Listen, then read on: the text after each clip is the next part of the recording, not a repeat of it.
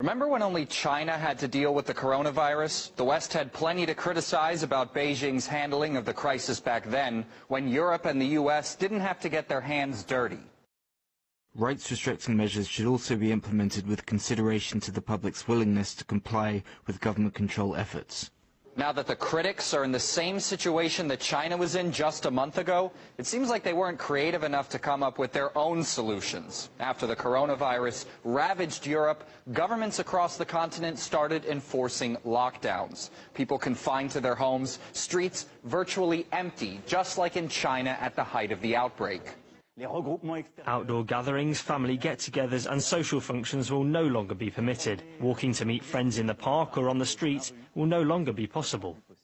Any elderly daredevils that venture out of their homes could face hefty fines or even a police baton. And all the while, militaries across the continent are mobilizing. In Switzerland, it's the biggest since World War II. And in France, army convoys are becoming a regular sight in the suburbs.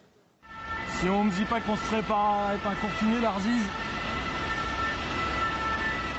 Although it's not like they have many places to go. The entire European Union's closed its borders anyway. And on top of that, they'll be under the watchful eye of those dystopian police drones, just like the Chinese ones that frightened more than a few in the Western media.